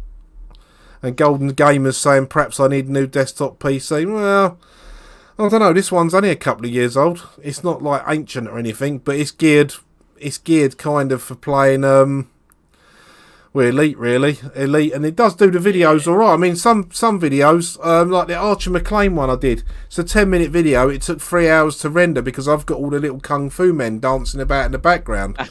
But a normal Sid Effects video has just got the slowly moving background on it that my boy made for me. If it's a 10-minute video, it will take 20 minutes to render, so I don't normally notice it. But with the Sid show, not only have you got us talking, you've got all the graphic equalisers moving, you've got all the fading in and fading out. It's just the more stuff that's going on screen, the longer it takes to render. And, I accept that and I deal with it. And for me, I think the outcome's good enough to be worth the wait. Exactly. I mean, there's no question. I mean, I don't know how you actually do it. I mean, you're feeding ins and out and that kind of stuff. It's just absolutely phenomenal. At the end of the day, if you've got a PC, you can just leave it, fucking set it going, and away you go. But getting back to me not doing live streams, I'm still going to do the Sunday live stream. Waffles just depends whether I do a live one or not. Excuse me. But I mean, I always remember you said you got to know my channel because of Arcade Perfect My Arse, and yes, and I don't know. I mean, it's nice to have a community of people. It's nice to have familiar faces, but then it should be something that people are going to want to. It should be. I'm not inclusive. I want anyone to watch my channel and enjoy it, and I don't want somebody to come in and go, oh fucking hell, they all know each other. I don't want to watch that. And I think if you constantly just do like live streams, I think it's quite easy to get into that kind of sort of cliquey type thing where it's the same people, and somebody might come along and go, oh, I'm not going to watch this.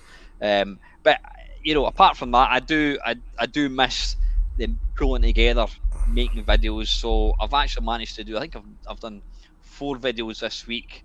I'll not tell you what they are. Nothing too exciting. I've got them stacked, ready to go. I want to get some more. The problem is I'm starting to run out of Arcade Perfect My Arses. I know you're saying fucking hell, there's 10,000 bloody games there, but I don't know. Do you really want to do an Arcade Perfect My Arse Mortal Kombat 2? Because they're just the same. Whereas the wonderful thing about looking at, I don't know, I'm trying to think, fucking Chase HQ. You've got the Sharp X 68000, Arcade Perfect. Then you've got the fucking Commodore 64, and that's people like watching crap games. That's a fact. I would rather watch crap games than good games. So I do miss that. I do want to get back to. Yeah, I mean, don't get me wrong, mate. I wouldn't get rid of your Sunday live stream because that is normally a good laugh. I mean, all right, sometimes it's a bit of a fucking car crash when your emulators don't work, but you know that, and everyone watching knows that. So it's like it's main Meister. You couldn't make it up. You think. I mean, like the thing with the Mega Drive, it would it was like somebody was pressing the fire button. It was just automatically going. It was like starting the game. Like, what the fuck's going on? And then when we're trying that game there just now, it's almost like it's recognised there's a joystick plugged in. I don't know what's causing that. The thing is, if you're doing that in a video, then you can go, oh, for fuck's sake, you can edit it. But when you're doing a live stream, it's warts and all, as we know with Parallax in the 12-hour charity stream. Yeah, I don't know what happened there. That was great, but these things happen. Yeah, but I've only done it once. But that's kind of where I'm planning. I want to kind of get back to doing that. I'm always trying to think of. At the end of the day, like I've done the occasional. Game. Like I did a SNES game, and I think I got about fucking 20 views. Nobody's interested in watching me play a SNES game. Nobody could. They want to see me playing 8-bit games or 16-bit a push, and that's it. You know, you have to know your market. Yeah, I mean, I haven't done. I mean, I did Graham's Devil's Temple.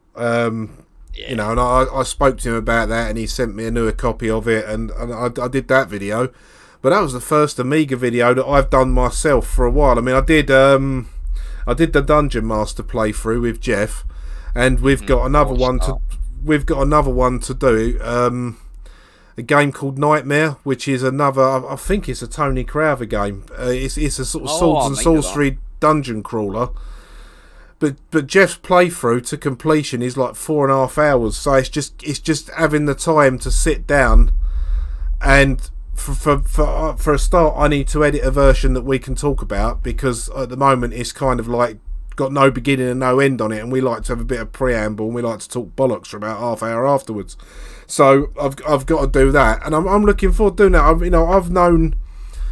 I've known Jeff since I was about 14, so that's 36 years, and I knew him from school. Through a kid in my class. He's 2 years older than me, and he was like a games playing wizard, and I ended up he used to come around and play on my Atari ST before he had one and stuff like that.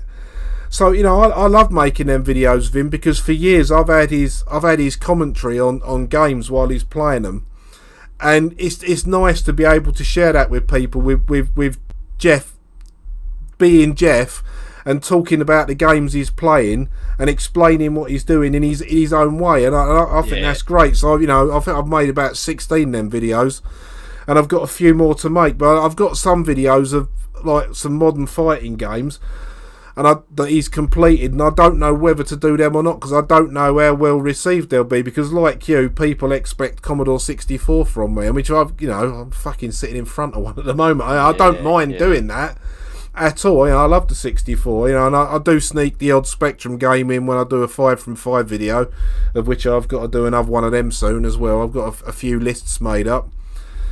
But yeah, Commodore 64 seems to be when I share a video, that's the groups I tend to share it on Facebook, and it is what it is, isn't it? That's my first proper video. I mean, I did some Doctor Who videos with my friend Carwin, but I was only really I was only doing it by like voice by then, because I didn't have a decent camera. My first proper video was the first Sid show I'd done with you and Luke Oza. And then that's what got me into thinking, oh yeah, because then if you remember, I recorded all the music for you to put over the top of it. Yeah. And I was thinking, God, I'd love to put something like that together. So that's when I started getting the idea of making videos. And yeah, once you start doing it, it's a bit moreish, isn't it? It is. There's Steve staying there, and I'm the same, waiting not so patiently for the next 5 from 5 video. So get your finger out, Mr. Willock. I was just laughing at Cold Enough Stardust. Just a lucky video find led to this whole thing where I stumbled into a community of mostly UK lovable goofballs. That pretty much sums us up. But yeah, I do want to try and get other videos out. Yeah, because I mean, I do enjoy like the Watch from Mainmeister and that as well. But aye. Yeah, we'll keep at it. What's that? Yep, Steve's gaming, exactly. He's slacking. Yeah. So what's your next video? Have you got any in the kind of pipeline, or can you not talk about it? Yeah, I've got I've got a obviously I've got another Sid video prepared. Before that, I've got a 21st C64 video that I've just put in the finishing touches on for the game Waffling by Mooncow. I think they have made that. So you played that recently in a 64 stream, so I've got a video on that coming.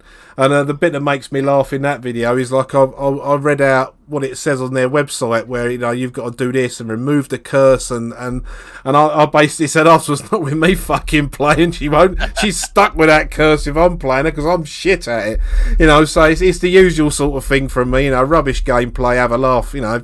People either like it or they don't. Yeah. How do you keep up to date with new Commodore 64 games? Are you interested in new games for the C64? Yeah. I'm in quite a few groups on Facebook. A lot of stuff gets posted in the C64 Mini, VIC-20, and the Amiga group, the one that I'm a moderator and admin of. And there's quite a few. I'm friends with Trev Story, and I follow Icon 64, so I see when they're doing a lot of games. They've had one come out recently. Someone mentioned it earlier. That's kind of like got a bit of raid over Moscow about it. And they're doing Impossible Mission 3 at the moment as well, which I've seen some screenshots of that in action. It looks fucking good. It looks really good. It's like they've gone back. Although it's slightly better graphics, I suppose, they've kind of tied it up a bit. But what Lucosa thinks of Impossible Mission. He thinks it's like one of the best games ever made. I showed him some screenshots of that, and he's like, yeah, I've got to see that. So if someone like Chris is saying, yeah, he's got to see it, they must be doing something right. And I'm sorry, Chris, but you fucking hate everything. What was I going to say? A raid over Moscow. I think it was Del Boy mentioned something about a raid over... Terrestrial, it's called. Oh, yeah. I've done a video. I've got it uploaded, but I'll probably put it out next week. 11 new games for the Commodore 64, and I went to what's the name of that website, Chris? Indie Retro News. Yep, that's the one. I went there and I just downloaded all the sort of like the last kind of bunch of kind of new games, including Eye the Beholder. I actually started playing that and I thought, wow, this is amazing. But then I realised that I fucking hate these games, so I started recording it and I thought, nah, I'll let somebody else that's going to do it justice. But you can grab that game for free. I've only got, to the initial kind of intro part of it, but it does look like an absolute phenomenal thing. A game I was watching, was it Kim Justice? She was playing Mayhem and is it Monsterland? Yeah, that was the last commercial game for the Commodore 64. Yeah, and obviously the Rowland brothers, they did the two Creature 1, Creature 2. Fucking hell! I mean, I started playing it and I couldn't get off. I know this is shocking and completely you'll not believe me, but I couldn't actually physically get off level 1. I didn't actually know what I was meant to do. Have you played Creatures? I know Creatures. Have you played Monster in Mayhem Land? Yeah, I've played Mayhem Monster. What are you meant to do? Do you collect things? You've got to collect all the Stardust and recolour the levels. And then you go and see a dinosaur at the end. It's basically collect everything. Everything you see, collect it. You get so much. You can go left and right. You can go left or right, and I couldn't actually see anything that you collect. God blimey, it's been a while. I know. It was in my my highly successful Commodore 64 was not brown video that I did way back at the beginning. That's had thousands and thousands of views. That one. That's like the most popular video I ever made. But yeah, it's just a collect 'em up platformer that was sort of like trying to compete with the 8-bit consoles. Really, it was fucking impressive though. It is very impressive. I mean, they developed a way of getting more colours on the Commodore 64 by flashing red and blue together so fast that your eye can't see it. It's not so slow that it would like give anyone a seizure or anything like that, but it's fast, so fast, wow. Yeah. So then, of course, you flash red and blue together, you get purple. So that's why that game looks so colourful, because there's loads of tricks. There was another game, was it Saint Dragon or something like that. It was a horizontal shoot 'em up that had a dragon in it on the C64, and they used the same thing in that. If you take screenshots of it, it looks like the dragon's two colours, but if you play it together, it's kind of like a pastel turquoise colour or something because of the colours that are being flashed together. That's why when people go on about the Commodore 64 palette, yeah, it is muted, but it's muted with lots of colours that all work together, so you can do things like that. Aye. I mean, absolutely incredible. Obviously, what's the name of that game? Sam's Journey again. I've never really played. It's not really my type of game, but fucking hell, it's an impressive game. You know, you'd never imagine something like that was possible on a C64. Well, you got a question there from Cauldron. Yeah, I'll let you read that one out. It says, question for Alan. In one of the past SID shows, it seemed you were trying to feel out whether Lucosa and Panther would be interested in doing it for Amiga music. They said, without saying, not really. My question is, had they have said yes, what would be your top 5 Amiga tunes?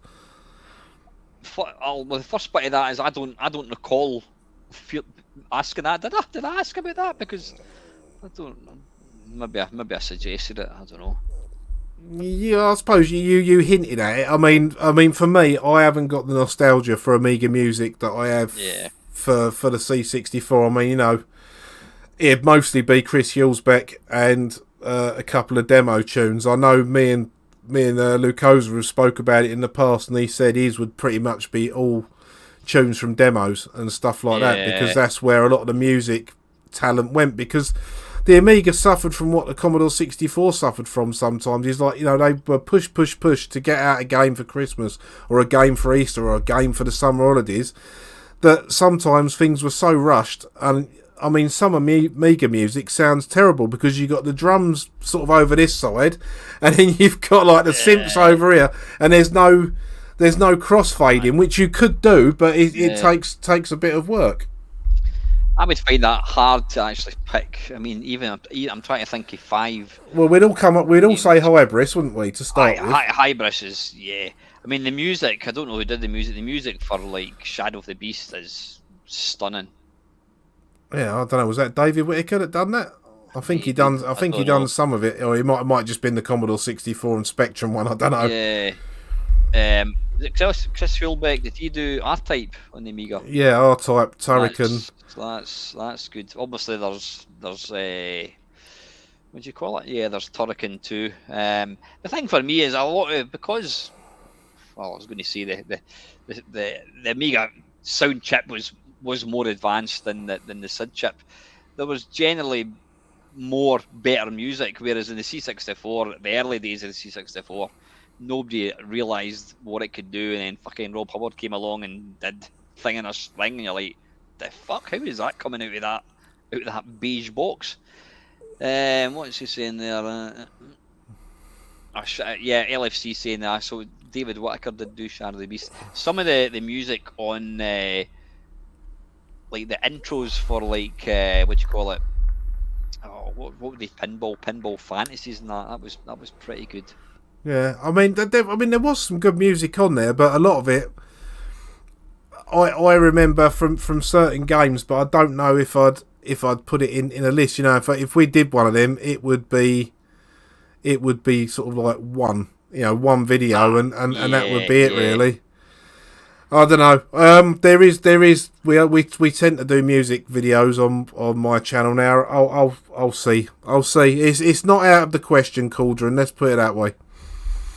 Yeah, even if it was just like we each pick 3 or something, I don't know.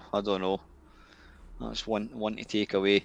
Oh, there's a question for me there. Ooh, you can read that one. In fact, actually, wait a minute. Ox was mentioning, he mentioned you earlier on, and I was looking at it, I thought, I need to say that. Where is it? But while you're looking for that, Ox has asked me, do I know about the Evo 64 motherboard with the ability to use 2 SIDs and onboard valve amps for the best C6 audio experience yet? No, I don't. I'll have to have a look at that. I have not recently, in the last year, wedged out 200 quid on the Ultimate 64 Elite, and I've basically got my SID FX in there. So I've got one I've got one sound chip empty. What I'm going to have to do one day is I'm going to have to put another 8580 in it to have 3 real SIDs. And you can also have 8 on-board SIDs as well, like emulated SIDs. So I could have 11 SIDs running. It'd be interesting to hear how that would sound. I think it'd be all over the fucking place. But just need to speak nicely to one of your musical pals to get them to actually write something that's going to use that. Eh? What do you think? Do you think there's ever going to be a chance that we'll get one of your pals onto a SID show at some point? I mean, it's possible. I'll see what I can do. I mean, trying to pin down Jarun is a bit Jarun Tell is a bit difficult. I don't know. I might have a word with Tom Detert, see if he'd be interested in coming on. I mean, he's. I'm not sure. I mean, he's typed English language. He's better than my German, so I'm assuming he speaks English quite well. Because otherwise we'd be fucked, wouldn't we? Yeah. I couldn't see them joining us for the full 4.5 hour jobs though. Don't know. It depends. I mean, if Gaia Tjelta was still about, on social media, and I could get him on, he could talk for hours and explain exactly how the SID chip works. I mean, when I was talking to him before he left social media because he got the hump with something, he sent me diagrams of SID chips and was saying, if you zoom into this bit here, you can see this. That's where the lines of the address are for the analog bits. He goes, you can tell from that line that this one's going to sound like this. And I was like, Jesus Christ. I mean, the guy knows his stuff. Like, absolutely. He knows how the chip's built. And he done some good music. In fact, you played that... when you couldn't get the Mega Drive game to work, you played the Super Nintendo version of that Christmas game in your... yeah. Yeah, well, the SNES version of that, it was Gaia that done the music for the SNES version of that game. So there you go. Yeah. It's a small world, isn't it? But yeah, I'll have a word and see what I can do. But I think we've already started planning the next one, if you remember the chat from earlier on. So we'll keep that under our hats for now. But it looks like SID 4 is going to start production sooner or later. As a goer, yeah. Son of the SID Show 4. I think there's. Sorry, I was going to say. I think there's something special about the SID music, because we're talking about a home computer that came out in fucking 1982. Nobody. When you listen to the music in early games, it's fucking diabolical, and it just keeps getting the boundaries seem to be getting pushed, and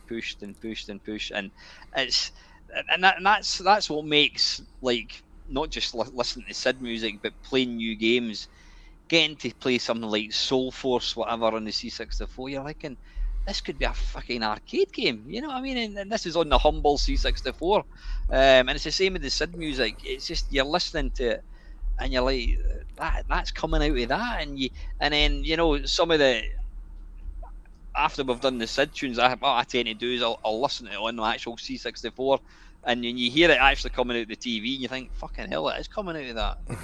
Because some of that just doesn't belong in the C64, and I don't think you'd have that same effect. You wouldn't have the same wow effect that you get with listening to SID music. No, I mean, the first time I heard Hi-Fi Sky by Marcus Klein, I mean, I featured it on one of yours.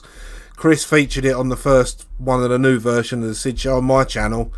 When I first heard that, I heard it on YouTube, and I was like, the bollocks is that coming out of the Commodore 64? There's some trickery going on there. Yeah. So I downloaded the demo. I put it on my SD card, on my little SD2AC, on my old, when I had my actual real deal Commodore 64 setup, and it started coming out the speakers. I was like, well, by fuck, it is a Commodore 64. There's no trickery, it literally works. And I was stunned. But yeah, and like Lucosa said the same, when I said in the SID show, this is from a Commodore 64, he was like, well, I'm not sure about that either. And he made a video to prove the point that it was. Yeah, I know. Yeah, it's unbelievable what these guys can do. That Mayhem in Monsterland, just before you start, when it loads the first level, you get this little kind of just an animation bit and it's got this fucking like creepy music, and it's like that is mind blowing. It's just so fucking good. Who did the music for that? Was that I think it was. I can never remember if it was Steve Rowland that did the music or not. But it was one. They did their own music as well. One of them did the music. One of them did the graphics, as far as I know. But they were a talent. I mean, all right, we might not like cutesy games, but the first Creatures game is an outstanding platformer. You know, whether you like them type of graphics or not, the way it works, how smooth it is, the use of colour. You know, it's actually a very bright, vivid looking Commodore 64 games, because them guys knew how to manipulate the colour palette, which is what, you know, was that intended all along with the way Commodore chose those particular colours. As far as I know, they was chosen by like university art students. You know, they was really? Like we need a colour palette for a computer. What works best? And it was actually sort of almost scientifically chosen. So when people go on, that's why I made the video and why I laugh when people say, "Oh, it's just brown" or "It's just grey." It's like, well, you know, university students in America didn't seem to agree with you, and they were art students. You know. Where's your degree in art? Oh, you haven't got one. Bye. Yeah, absolutely mind blowing. But just quickly, I'm just annoy OCD people. We're going to end this just before 2 hours. We've got about another minute. I'm going to. I was thinking to myself, you know what? Considering I'm a channel that talks about computer games, I actually don't really put out videos where I play computer games. I know I called them the 10-minute mashup, but I'm going to start putting out actually properly playing a game, trying to not get good at it, but actually giving it a fucking good go. So you're going to see more of these coming out. And the great thing is, they take 10-20 minutes to make. There's, you know, you don't have to worry about. I did used to enjoy your 8-bit kerfuffles. You know, where you have a look at the same game on different systems. Because I watch. You know, you don't really do many of them anymore, so I've been watching Chinny Vision does those sort of things where he does. I only tend to watch the ones that have got C64, Spectrum and Amstrad in, like all three of them, because those are the ones, you know, when I was at school, those are the ones people were arguing about. But yeah, they're them sort of... There's one in the can. It's ready to go. It'll Good probably boy. come out next week. So anyway, we've got 24 seconds to wrap this video up. So listen, folks, I just want to say thank you very much for joining me tonight. I will be back tomorrow night for a Hogmanay special, and it just leaves me to say massive thanks to yourself, Panther. It's always a joy and a privilege having you on my channel. You're welcome every time. So yeah, 7, 6, 5, 4. Happy New Year. Till next time, guys. Take it easy. Cheers, then. Bye.